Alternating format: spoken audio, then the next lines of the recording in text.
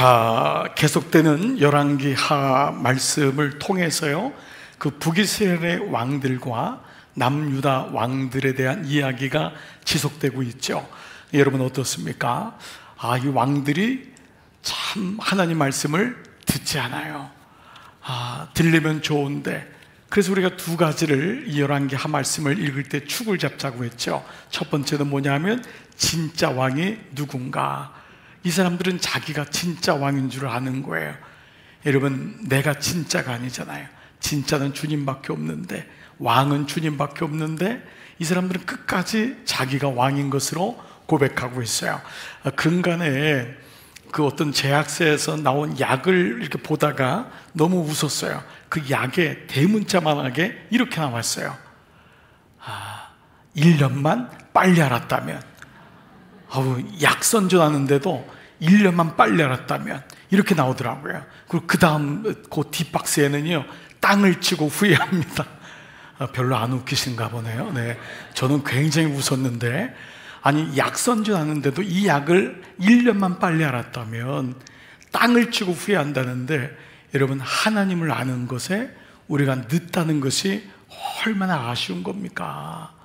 은혜 속에 들어왔는데 주님을 알지 못하고 그냥 땅만 바른다면 얼마나 마음이 안타깝겠어요. 그러니까 이 사람들은 처음에 왕이 누군지를 모르는 거예요.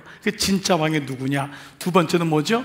진짜 망한 이유가 무엇이냐? 이게 중요합니다. 이게 좀 아프지요. 좀 가슴 아픈 거예요. 그렇지만 불편하지만 이게 들려야 돼요. 그래서 우리는 이 진짜 망한 이유가 왕들의 정치나 경제, 행정이 아니었어요. 이스라엘이 망한 이유는 두 가지였어요. 첫 번째는 산당과, 두 번째는 뭐죠? 불신 가정, 불신 결혼이었어요. 사실 이 두 문제는 우리를 불편하게 해요. 여러분 중에도 이미 불신 가정에 있는 분들, 내 자녀를 불신 결혼시킨 부모님들 입장에서는 이 단어는 어려워요. 그리고 산당이라는 단어는 우리의 삶에 깊이 뿌리를 내리고 있는 거예요. 교회에 있을 땐 몰라요. 우리의 일주일 동안 삶에 우리를 끌고 가는 축이 있단 말이에요. 이게 우리를 불편하게 하죠. 사실이요, 목사는 여러분이 불편한 게 뭔지를 알아요. 그래서 그 얘기를 별로 안 하고 싶을 때도 있어요. 그럼에도 불구하고 하나님 말씀이 그러하기 때문에 이 말씀이 들려야 되고, 또 하나는요, 하나님이 이렇게 불편한 단어를 주시는 이유는 우리를 책망하시기 위함이 아니에요. 사실은요, 너희가 왜 그때 그렇게 결혼을 시켰어? 너 왜 그때 그렇게 결혼을 했어? 안 믿는 줄 뻔히 알면서도 지금까지도 너 안 나오지 않니? 여러분을 혼내기 위함이 아니에요. 그것이 목적이 아니라 하나님이 여기는 아버지의 마음이 있는 거예요. 이 말씀이 들리는데도 귀를 막고 있고, 이제는 어쩔 수 없잖아요. 어떤 것도 하지 않는 우리의 모습이 있어요. 그냥 방치된 모습 말이에요. 그냥 어쩔 수 없잖아요. 그런 모습이 우리 안에 있는 것을 아파해요. 마치 이 모습은요, 그 금요일 날 묵상했던 이세벨이 죽을 때의 모습과 크게 다르잖아요. 여러분, 이세벨이 그렇게 나쁜 짓을 한 다음에 마지막 죽는데 어떤 모습이었죠? 우리가 열왕기하 9장 30절 이 말씀 보세요. 예후가, 이스라엘에 오니, 예후가 종교개혁을 일으킨 사람이 아니잖아요. 이 사람이잖아요. 그러니까 예후에 의해서 아합의 모든 70명의 자손들이 다 죽어요. 이세벨이라고 살을 수가 없잖아요. 그러니까 이세벨을 죽이러 오는 거예요. 그런데 그것을 이세벨이 듣고 하나님의 음성이 들린 거예요. 들었다는 얘기는 그냥 온다는 소문만 들은 것이 아니라 하나님 말씀이 그에게 온 거예요. 그런데 그의 태도를 보세요. 동사를 보세요. 그가 눈을 감고. 어떤 태도인지 봐보세요. 두 번째, 알량한 자존심. 그가 어떻게 육적인 것에 관심이 있었는지 죽을 때도 머리를 만지고 죽는 거예요. 왕비로서 흐트러지지 않는 모습을 보여주는 것 같지만 영양가 하나도 없는 자존심. 끝까지 그는 구원을 소리쳐야 되는데, 살려달라고 해야 되는데, 그는 머리를 꾸미고 창에서 엄한 데를 바라보다가 떨어져서 마지막 비참한 죽음을 맞이하게 되죠. 이 말씀을 묵상하는데 여러분, 이런 마음이 들지 않으세요? 인간의 고집과 반항이 너무 깊은 거예요. 우리도 인생을 돌아보니까 내가 그렇게 고집 피울 필요가 없었는데 이런 마음이 들 때가 많아요. 그거 그렇게 죽고 사는 문제 아니었는데 내가 거기 한번 삘이 꽂혀가지고 너무 힘들게 살진 않았는가 라는 마음, 이런 거잖아요. 괜한 자존심, 나이가 들어도 우리 안에 깔려있는 배고픔, 영적인 열등감, 이게 우리를 끌고 갈 때가 많죠.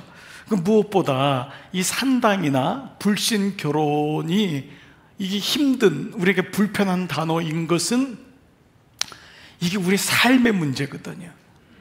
산당도 이게 삶의 문제고, 불신 결혼 가정, 이것도 계속 부닥치는 거예요.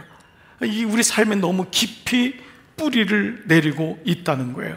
근데 이게 우리 삶에 깊이 들어와 있는데 이게 왜 힘드냐? 또 다른 전제는 우리는 이게 안 바뀐다는 것, 바뀌기가 어려울 수 있다. 그 사람은 안 바뀔 거야, 우리 남편은 안 바뀔 거야, 우리 아이들은 안 바뀌어 라고 하는 것이 좀 전제되어 있는 모습이 우리 안에 있지 않는가라는 거예요. 여러분, 우리 안에 우리의 삶의 문제는 잘 안 바뀐다는 게 인정되는 거예요.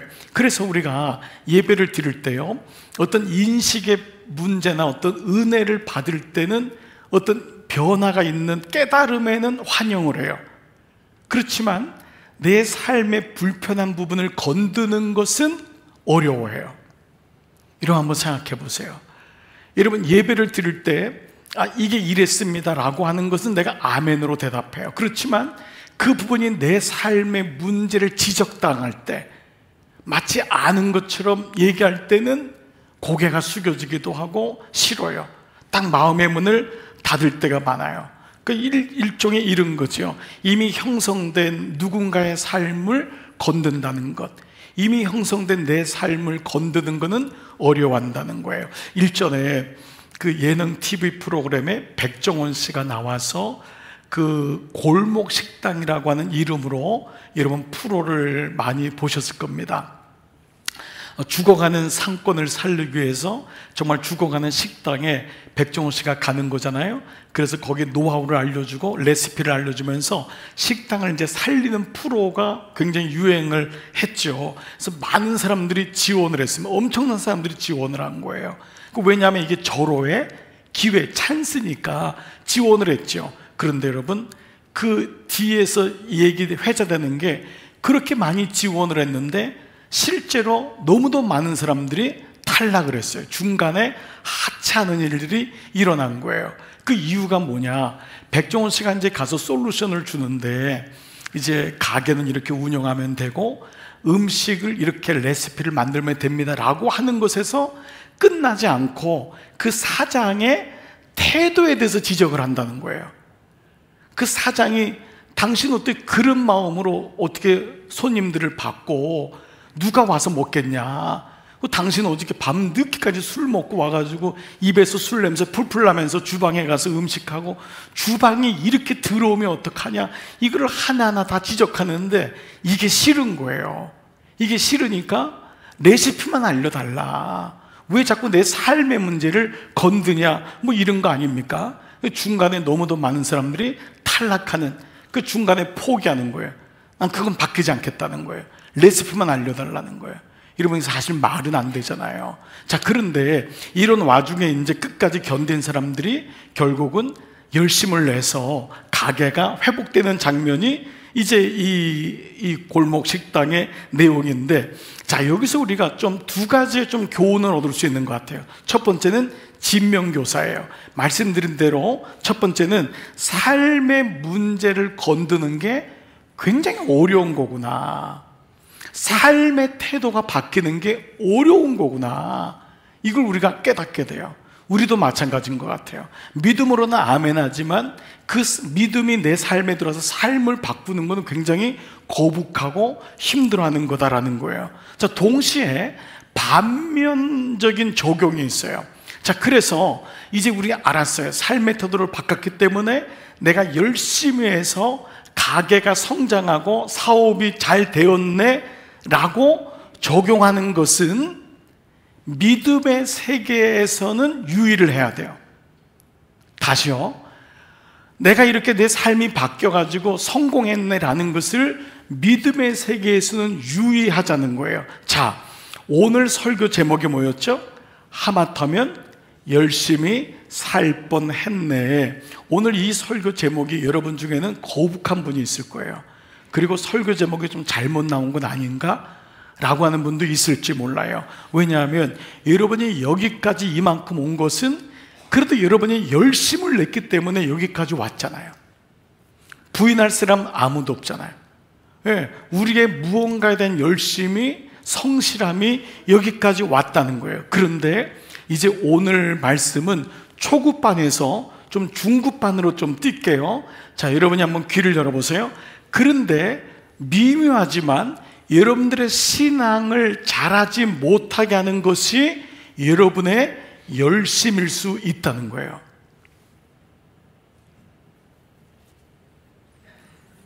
자, 여러분이 열심을 가지고 달려왔는데 그 열심이 여러분의 신앙을 잘하지 못하게 할 수 있다라는 거예요.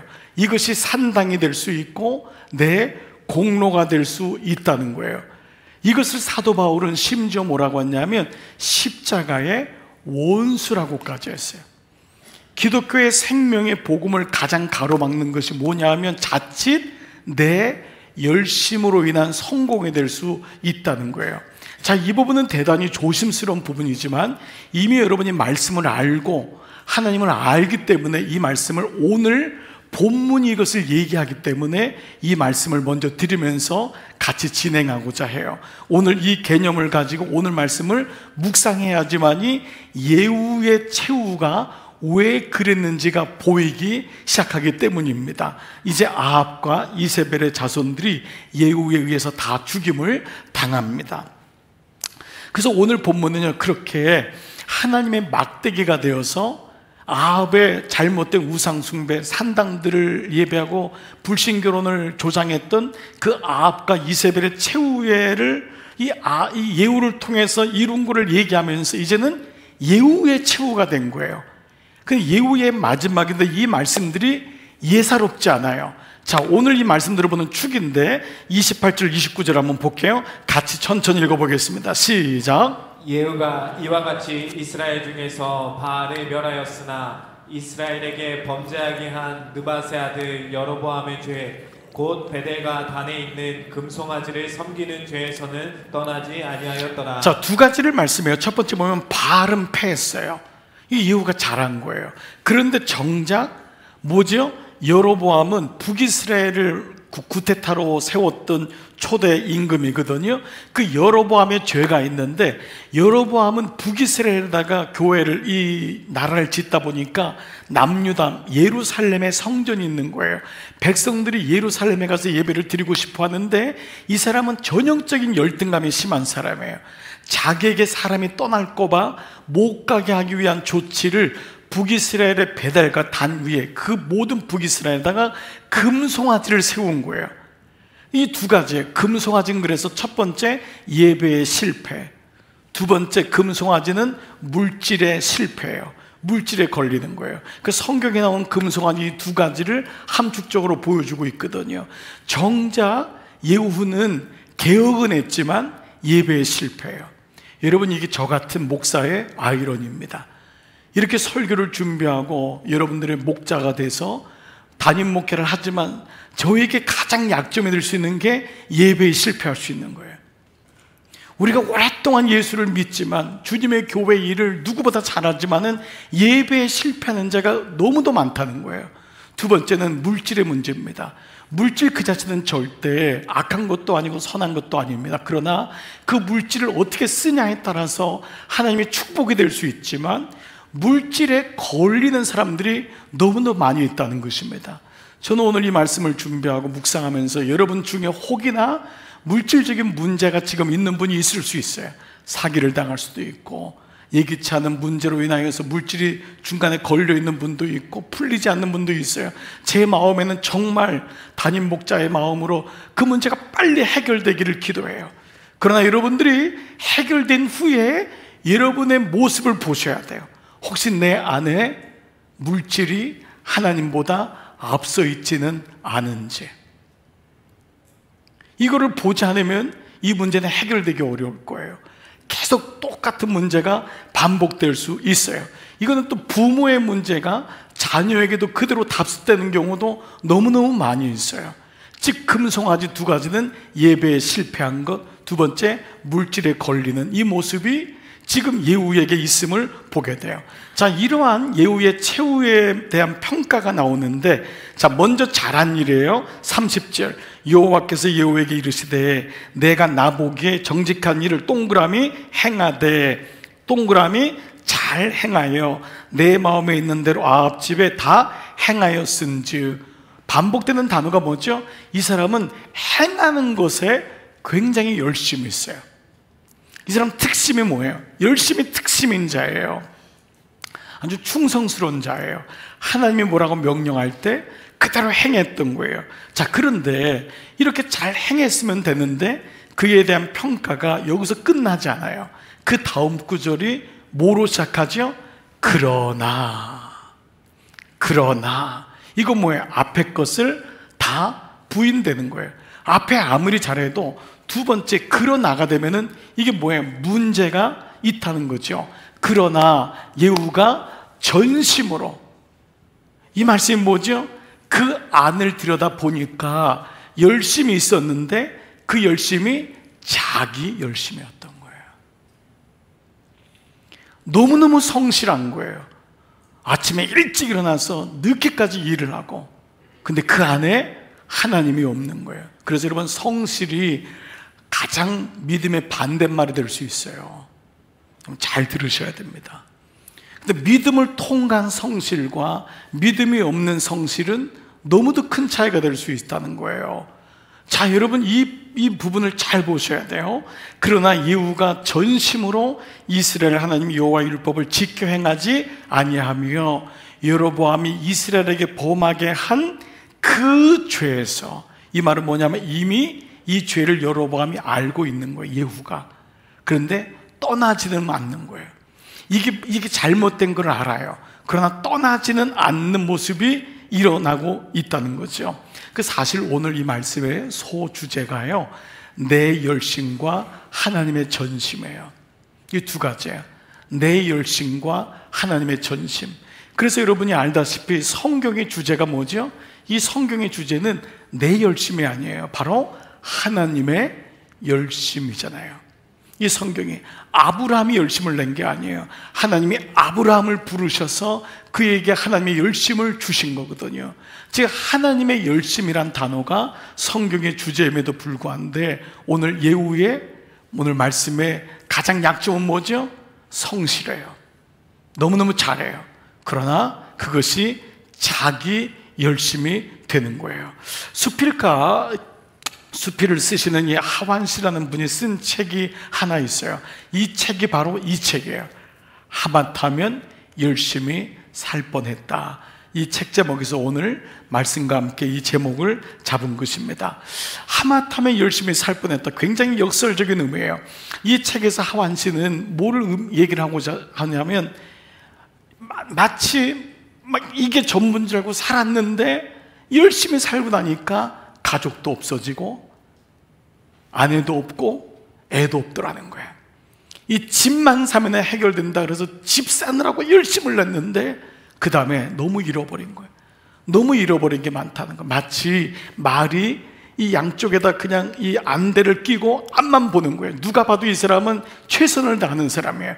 그런데 목적지에 도착하고 보니까 아무도 없는 거예요. 그래서 스스로를 내가 늘 다른 사람의 눈치만 보고 살았던 거예요.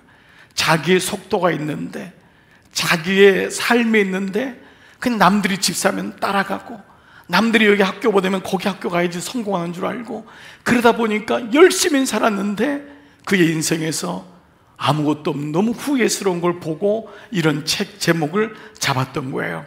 여러분, 이것이 대단히 역설적인 의미라는 것을 여러분 아실 거예요. 열심히 살지 말라는 건가요? 아닙니다.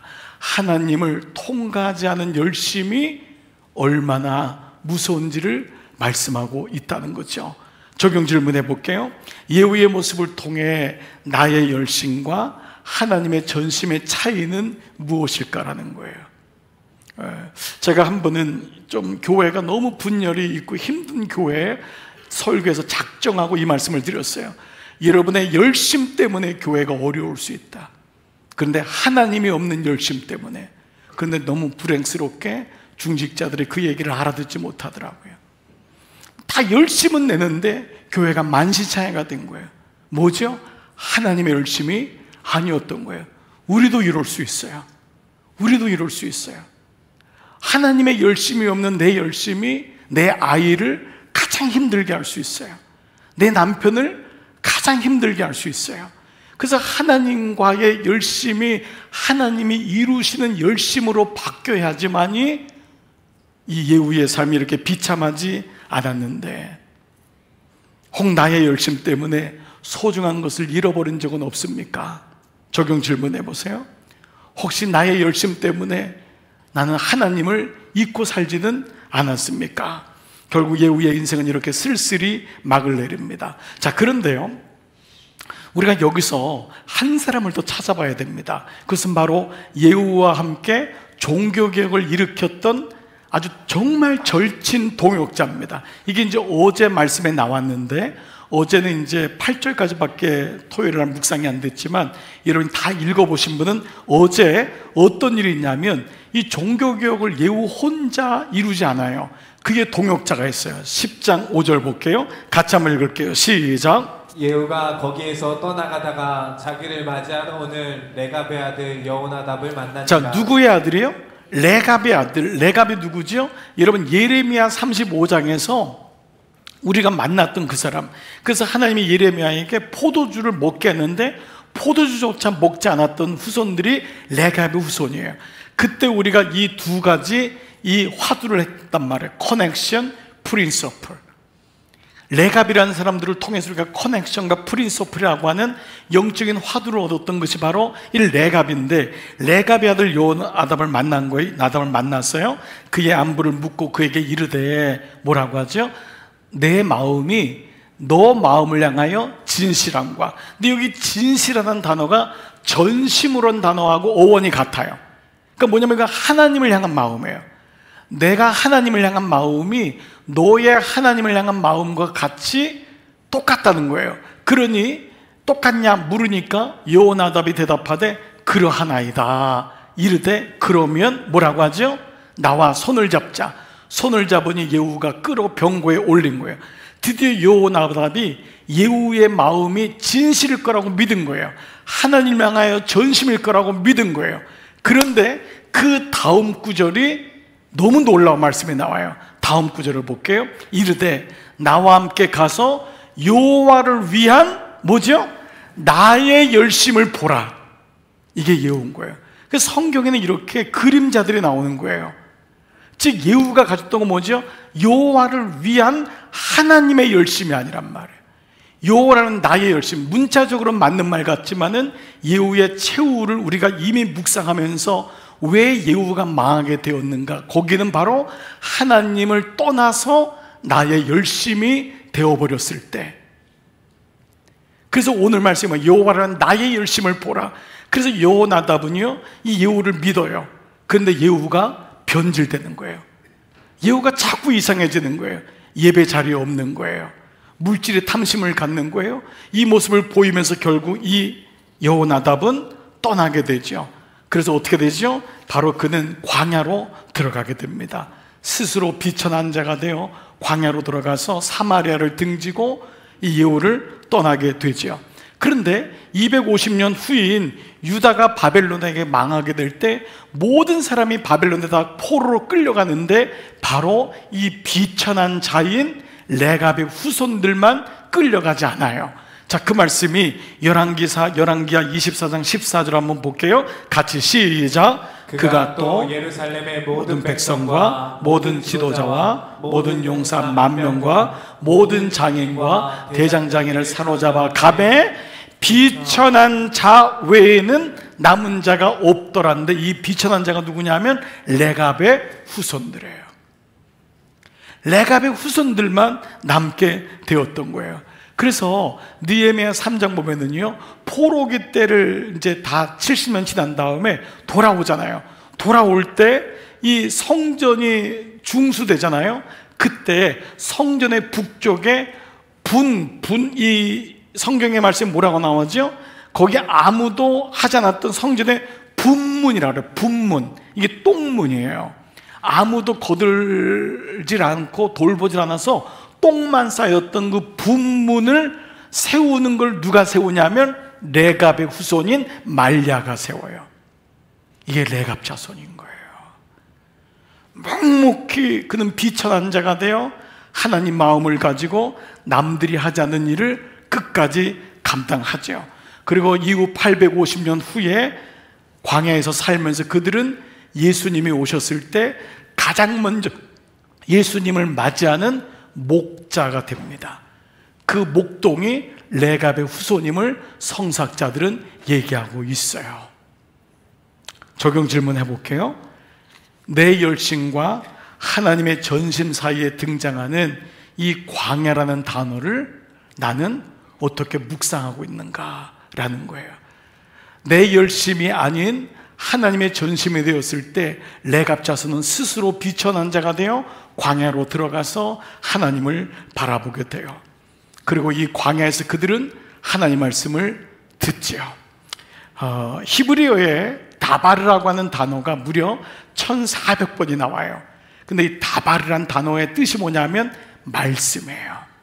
근데 이 다바르에서 나온 단어의 이 또 다른 단어가 뭐냐 하면은 미드바르예요. 근데 이 미드바르가 광야예요. 즉 말씀은 어디서 나왔냐면 미드바르라고 하는 광야에서 나온 거예요. 역으로 말하면은 광야에서만이 말씀이 들린다라는 거예요. 그렇기 때문에 우리가 날마다 우리의 인생의 광야임을 고백할 때 하나님 말씀이 들려요. 여러분 인생 중에 지금은 꽃동산입니다. 아닙니다. 아침마다 오늘 한날이 광야임을 고백할 때 그 시간이 바로 말씀 묵상의 시간이 되는 거죠. 그때 하나님의 음성이 들리고 광야에서 어떻게 살아가는지가 우리는 알게 되죠. 이때 나의 열심이 아닌 하나님의 전심으로 우리는 살아갈 수 있는 은혜를 경험하게 됩니다. 말씀을 좀 마무리해 볼게요.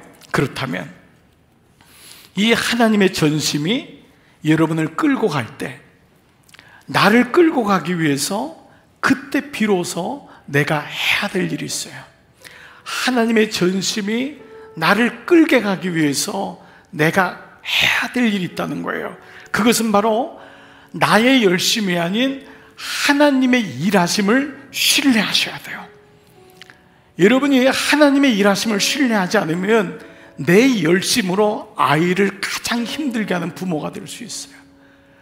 하나님의 열심을 잃어버리는 순간 남편을 가장 힘들게 하는 아내가 될 수 있어요. 하나님의 열심을 잃어버리는 순간 교회를 가장 힘들게 하는 장본인이 될 수 있어요. 하나님의 일하심을 신뢰하는 것이 너무도 중요해요. 하나님 말씀이 땅에 떨어지지 않는다라고 하는 아합에 대한 이 11개 하의 말씀에 여러분 우리 장로님들 권사님들 기도할 때 이런 기도 많이 들어보셨을 거예요. 하나님 말씀이 땅에 떨어지지 않습니다. 이 영혼을 향한 하나님 말씀이 떨어지지 않습니다. 그 말씀이 어디 나오죠? 어제 나왔어요. 어제 이 말씀이 열왕기하 10장 10절에 그런즉 이제 너희는 알라. 너희는 알아야 된다. 뭐죠?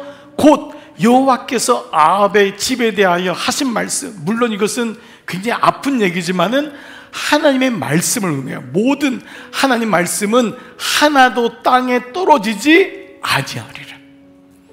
하나님의 말씀은 절대 땅에 떨어지지 않는다. 그 말씀을 받을 때 내가 아멘으로 받고 의심하지 않을 때 그 말씀은 나의 인생을 끌고 가는 나의 열심이 아닌 하나님의 열심이 된다라는 거예요. 근데 이 말씀은 사실 사무엘상 3장에 먼저 나왔어요.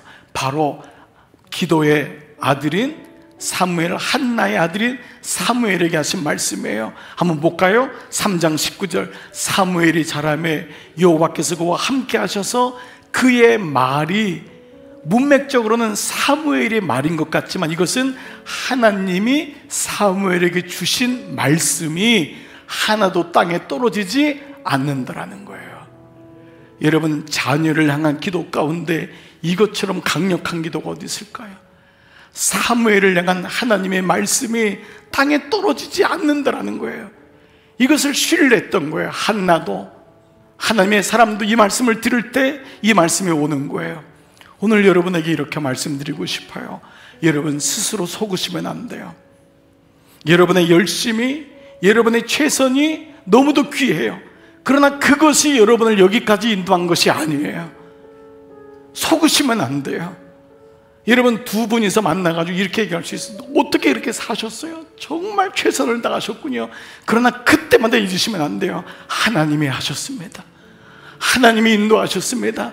그게 안 되면 결국 서로가 공치사다가 끝나요. 그것이 얼마나 허무한지 우리는 알고 있어요. 여러분, 속으시면 안 돼요. 여러분이 아무리 거룩하여도, 여러분이 아무리 정직하여도 여러분의 거룩과 정직이 여러분을 여기까지 오게 한 것이 아니에요. 하나님의 열심이, 하나님의 일하심이 땅에 떨어지지 않기 때문에 그 열심이 나를 인도하실 것이고, 그 열심이 오늘도 내가 기도하는 그 영혼을 인도하실 줄 믿습니다.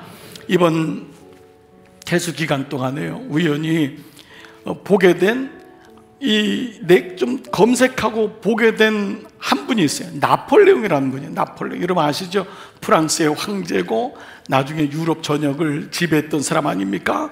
이 나폴레옹에 대한 얘기를 검색하고 찾아보다가 일대기 중에서 아주 흥미로운 이분의 고백을 하나 보게 되었어요. 이분이 20대에 장군이 됩니다. 포병 장교로 군인이 됐는데 20대에 전쟁을 승리로 이끌면서 아주 도약적으로 장군이 돼요. 그런데 이런 고백을 해요. 내가 젊은 나이에 장군이 되고 또 황제가 될 수 있었던 것은 내가 포병 장교였기 때문이다. 이런 엉뚱한 고백을 해요. 여러분, 이 말의 의미는 보병이나 공군은 안 좋고 포병만 좋다, 이 말이 의미하는 건 아닌 거 아시죠? 이게 무슨 말이냐? 포병 장교는 오늘날 하면 관측 장교인 거예요. 이 관측 장교는 어디다가 대포를 쏴야 하는지를 정확히 하는 거예요. 그 위치를 가늠하고 관측해서 견고한 성벽을 향해 적의 중요한 요새에 포를 쏠 줄 아는 사람이 포병 장교라는 거예요. 근데 제가 이걸 문득 묵상하다가 이 포병의 원리가 뭐죠? 바로 기도 아닙니까? 이게 기도구나. 이게 기도라는 거예요. 비유적으로 보병은 한 사람 한 사람을 만나야 돼요. 피투성이 가듯 싸워야 돼요. 그런데 그 전에 전쟁은 포병이 먼저 포를 쏴야 돼요. 포병이 먼저 미사일로 초토화를 시키는 거예요. 적의 요새가 어딘지를 명확히 아는 거예요. 성벽이 얼마나 견고하고 얼마나 단단한지를 아는 거예요. 말씀드린 대로 산단과 불신가정은 여러분, 우리의 생각보다 훨씬 견고하고 훨씬 끈질기고 훨씬 교묘합니다. 여러분의 열심으로 그 산당이 무너질 수 있다고 생각하십니까? 여러분의 말재주로 그 영혼이 돌아올 수 있다고 생각하십니까? 여러분, 지난 22일 동안 같이 기도 프로젝트 했는데 여러분 중에 계속 기도하시는 분도 있지만 안타까워는 하지만 기도는 안 하는 분이 분명히 있을 겁니다. 너무 힘든 걸 알아요. 그런데 기도하고는 별개가 될 수 있어요. 기도를 잃은 우리들에게 예수님이 어느 정도까지 얘기하셨냐? 마가복음 11장 24절에 이렇게 말씀하세요. 그러므로 앞에 기도 얘기를 다 한 거예요. 그런데도 제자들이 기도에 대한 확신을 못 가져요. 그러자 이렇게 말씀해요. 그러므로 내가 너에게 이르노니, 예수님이 이 단어까지 무엇이든지, 오죽 기도를 안 하면 무엇이든지 기도하고 간구하는 것은 받은 줄로 믿으라. 그리하면 너에게 그대로 되리라. 이 말씀은 왜 기도하지 않느냐라는 거예요. 왜 염려만 하냐는 거예요. 왜 안 된다고만 생각하느냐는 거예요.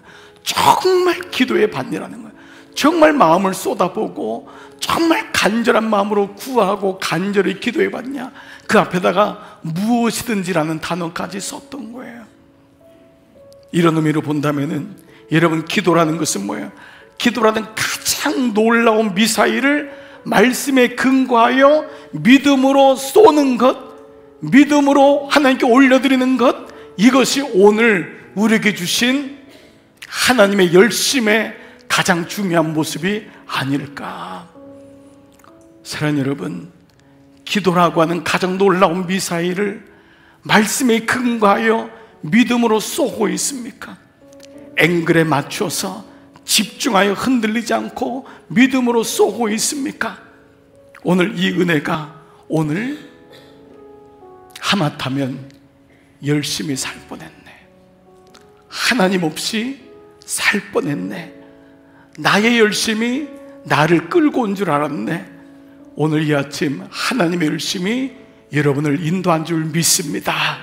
그래서 오늘 다시 여러분에게 선언합니다. 열심히만 사시면 되면 안 됩니다. 열심히만 사시면 안 됩니다. 성실하게만 사시면 안 됩니다.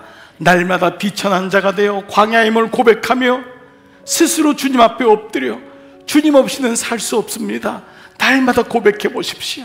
그리고 주님이 나의 진짜 왕이심을 고백할 때, 그때 말씀으로 묵상된 그 말씀이 믿음으로 확인이 되고, 그 날마다 그 믿음을 미사일, 영적 미사일로 그 영혼을 향해 쏘고 나의 기도의 제목을 가지고 주님 앞에 나갈 때 분명히 우리의 삶에 하나님의 역사가 이루어질 줄 믿습니다. 여러분, 포기하지도 마시고 염려하지도 마시고 하나님의 열심히 이루시리라. 오늘 이 은혜가 여러분 가운데 다시 새겨지는 한 주간도 하나님을 바라보는데 여러분 게을리하지 마시고 주님이 이루십니다. 주님이 지금도 일하십니다. 기도할 때마다 이 마음을 놓치지 마시기를 축복합니다. 이런 의미에서 이제 내일부터 24일이 남았습니다. 여러분, 한 가지를 더 여러분과 함께 하기를 원합니다. 우리가 코로나 기간 동안에 했던 기도가 있었습니다. 939 기도였습니다. 하루에 3번 공동체가, 목장들이 함께 기도하는 시간을 모으자고 했습니다. 아침 9시 출근길에 회사에 들어갔을 때 가정에서 아이들을 보내고 아침 9시에 마음을 모으십시오. 1분도 괜찮습니다. 오후 3시 나른할 때 다시 마음을 모아보십시오. 저녁 9시 뉴스 보다가 유튜브 보다가 하루를 마감하지 마시고 예배를 드리십시오. 마음을 모아보십시오. 아내하고 남편과 손을 잡아보십시오. 그 영혼을 위해 기도하십시오. 우리 가정에 있는 문제를 놓고 기도하는 거예요. 온 교회가, 온 목장이 분명히 이렇게 기도할 때 저는 하나님의 일하심이 여러분 삶에 분명히 일어날 줄 믿습니다. 939 남은 24일 동안 가족 살리기 기도 프로젝트 포기하지 말고 끝까지 그 영혼을 위해 중보할 때 하나님의 일하심을 간직하는 저와 여러분이 될 줄 믿습니다. 아멘, 아멘. 이 시간 여러분 다 자리에서 한번 일어나시겠습니다. 우리 같이 일어나셔서 이 시간 찬양하며 주님 앞에 나가고 같이 고백할 때 하나님의 사랑을 사모하는 자, 주만 바라볼지라. 우리 연습하자고요. 마음을 모으자고요. 아무리 힘들어도 주님 놓치지 말자고요. 같이 고백하며 나가겠습니다. 하나님의 사랑을 사모하는 자, 하나님의 평안을 바라보는 자, 너의 모든 것 창조하신 우리 주님, 여러분을, 그 영혼을, 내 아이를, 내 부모님을 얼마나 사랑하시는지 하나님께 바로 여러분이십니다. 하나님의 선하심을 닮아가기를 원하는 사람, 너의 모든 것, 우리 주님이, 나의 주님이 너를 여러분 포기하지 마세요. 주저앉지 마세요. 다시 일어나 보세요. 하나님 사랑의 눈은 너를 어느 때나 바라보시. 하나님이 여러분을 잊지 않으세요. 하나님의 열심으로 이루실 거예요. 한 귀로서 언제나 너희에게 기울이시니. 아멘, 아멘. 어두움에 밝은 빛을 비춰주 너의 작은 신음에도 여러분의 기도는 땅에 떨어지지 않습니다.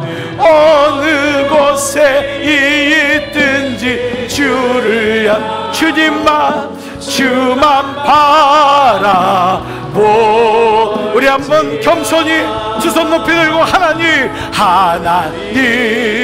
사랑의 눈은 너를 어느 때나 바라보시. 하나님 인자한 하나님 인자 여러분의 기도를 간구를 들으십니다. 나 너희에게 기울이시니 어둠에 밝은 빛을 주님 비춰주세요. 작은 신음에도 응답하시. 너는 어느 곳에 있든지 주를 향 주만 바라보. 이 시간 우리의 기도의 제목과 그 영혼을 주께 올려드리며 기도하며 나가겠습니다. 아버지 감사합니다. 이 아침에 나의 기도의 문제를, 삶의 문제를, 아픔의 문제를, 연약함의 문제를 주님께 올려드립니다. 아버지 내 열심이 아니었습니다. 내 최선이 아니었습니다. 하나님이 이루십니다. 하나님이 하십니다. 내가 하는 게 옳겠습니까? 주님이 일하시는 게 더 크겠습니까? 아버지 내 열심으로만 살지 말게 하시옵소서. 하나님의 일하심을 신뢰하게 하시옵소서. 하나님 말씀이 하나도 땅에 떨어지지 않는다. 아버지 이 믿음이 내 안에 있기를 원합니다. 선포된 말씀에 아멘 할 때, 그 말씀을 믿을 때, 그 말씀을 고백할 때, 그 말씀은 절대 땅에 떨어지지 않습니다. 사무엘이 땅에 떨어지지 않는 것처럼 그 영혼, 내 남편, 내 자녀, 내 아이들, 우리의 부모님들, 내 친지들, 형제들, 동생, 누이, 언니들, 아버지 이 믿음의 식구들을 주님께 올려드립니다. 네 말씀은 땅에 떨어지지 않는다. 그 영혼을 내가 구원할 것이다. 내가 그 영혼을 기필코 찾을 것이다. 아버지 오늘 이 아침 예배하는 당신의 사랑하는 종들의 기도를 들으시옵소서. 아버지 내가 하나님의 열심을 신뢰합니다. 예후는 나의 열심에 머물렀습니다. 그랬는데 아버지 레갑의 아들은 하나님을 바라보고 스스로 비천한 자가 되었습니다. 광야로 들어가 주님 나는 비천합니다. 주님의 도움이 없으면 살 수가 없습니다. 주님 도와주세요. 주님 붙잡아 주세요. 나는 주님의 도우심이 없으면 한순간도 살 수 없음을 고백합니다. 주님 오늘 이 아침 종들의 마음을 붙잡아 주시고 납니다. 아버지 우리 가정을 살리는 것도 하나님의 열심입니다. 우리 주님 주신 기업을 살리는 것도 하나님의 열심입니다. 하마터면 열심히 살 뻔했네. 하나님 없이 아버지 하나님의 열심이 나에게 임하기를 소원합니다. 하나님의 그 마음이 나에게 임하기를 원합니다. 아버지 내 열심, 내 최선이 아닌 아버지의 마음이 되게 하셔서 나의 그 기도와 간구에 무엇이든지 기도하고 간구하는 것은 다 이루리라. 주님 그대로 되리라고 말씀하셨사오니 오늘 이 말씀이 우리 삶에 임하게 하시고 주님 오늘 종들의 예배 가운데 기름 부어주시길 원합니다. 두려워하지 말라, 놀라지 말라. 내가 너와 함께하매니라. 내가 너를 붙잡아 주매니라. 아멘 아멘. 하나님 사랑해. 하나님 사랑의 눈. 여러분을 주님은 잊지 않으세요. 바라보시고 하나님 인자한 귀로 언제나 너에게 기울이시니 아멘 아멘. 어둠에 밝은 빛을 비춰주. 나의 작은 신음에도 응답 응답하시. 너는 어느 곳에 있든지 주를 향 주만 바라볼지. 주만